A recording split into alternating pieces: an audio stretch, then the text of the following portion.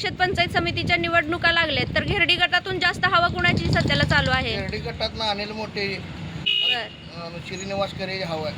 बर म्हणजे या घेरडी गटात अनिल मोठे काय केले विकास कामाबद्दल? आकाश घराघरात ते योजना पोचवले द्या, त्याने सगळं चांगलं केलेलं आहे. तरी पण लोकांनी त्याला अडचणीत आणाय बघते दे, तर लोकांनी त्याला प्रतिसाद चांगली आहे.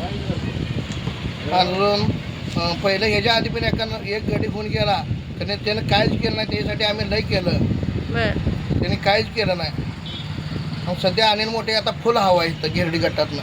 बर काका सोयमकर बर गिरडी राहतो, बर गाव गिरडी आहे.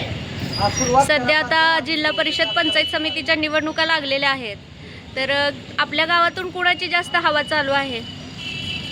आता सध्या तरी हवा तुतारी या चिन्हावर बर अनिल मोठे यांच्या पत्नी सौभाग्य मोठे बर आणि श्रीनिवास मधुकर करे बर त्यांची तर सध्या गावात जास्तीची हवा आहे.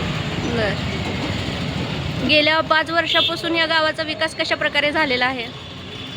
गेल्या 5 वर्षामध्ये जिल्हा परिषदच्या माध्यमातून बऱ्यापैकी आणि चांगला असा विकास झालेला आहे.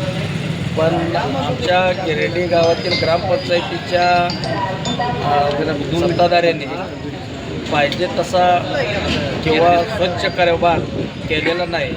त्याच्यासाठी आमच्या गावातील सर्वसामान्य जनता ही त्यांच्या विरोधात आहे आणि मात्र म्हणजे पारदर्शक कारभार हा ग्रामपंचायतमध्ये अजिबात राहिलेला नाही.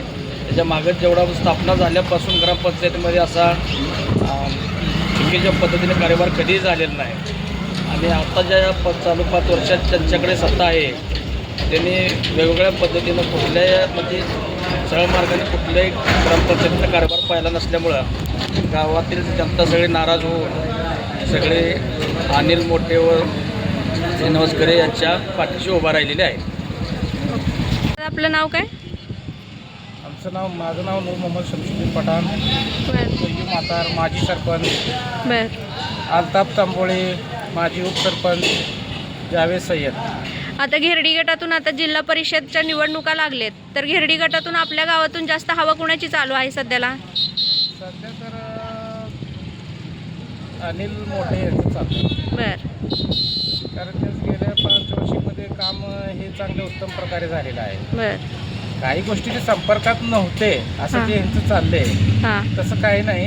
त्याने कामातून आपलं सगळं दाखवून दिलेलं आहे की आम्ही किती करू शकतोय. बर त्याने करून दाखवलेलं आहे. मग सोनंद असो किंवा पारेमध्ये असो, हंगिरगेमध्ये असो, केवळ गिरडीमध्ये सुद्धा त्याने दिलेले आहेत. आम्हाला मुस्लिम समाजासाठी त्याने 15 गुंठेची जी जागा दफनविधीसाठी दिलेली ती आहे इथं.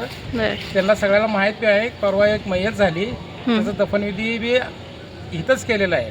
बर ते बंडू मोठेने अनिल मोठेने दिलेल्या जागेतच झालेलं आहे. मग इतर विरोधक काही बोलू शकतात की 20 गुंठे दिलेत पोटीची जागा, ती 20 गुंठे जे दिलेले आहेत ते शासकीय आहेत, ते शासनातर्फे मिळालेली आहे. बर त्याचं ह्याने किंमत करू शकत नाहीत. ते चुकीचं त्याने बोललेलं आहे. बर ती शासकीय मिळालेली जागा आहे, त्याचं कोणा वैयक्तिक त्याचा तो अधिकार नाही.